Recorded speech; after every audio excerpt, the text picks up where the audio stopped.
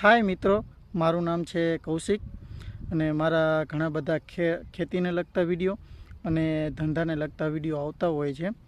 આજે મારા ફાર્મની અંદર દાડમનો પાક એકદમ તૈયાર થઈ ગયેલો માલ છે અને એમ કહેવાય ને કે માલામાલ કરી દેવો માલ હતો.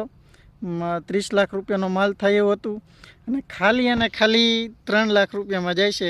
એટલે મારે ઓછામાં ઓછી 27 લાખની ખોટ છે. પણ શું કરી, માર્કેટ એકદમ ડબ દઈને નીચે પાયું અને જે 100 રૂપિયાનું ડાયરમ હતું એની જગ્યાએ ખાલી 10 થી 15 રૂપિયા 20 રૂપિયામાં માંગે છે. એટલે માની લો ને કે ઘણું બધી નુકસાની અને ખોટ છે અને દવાના ખર્ચા પણ ઘણા બધા હોય છે, બરાબર.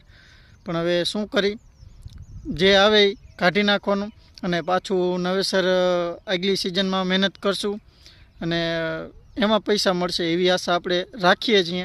અત્યારે તો ઘણી બધી નુકસાની છે, પણ શું કરી, તમે માલ જોઈ શકો છો, માલ એક નંબર છે આપણી પાસે, પણ ભાવ નથી.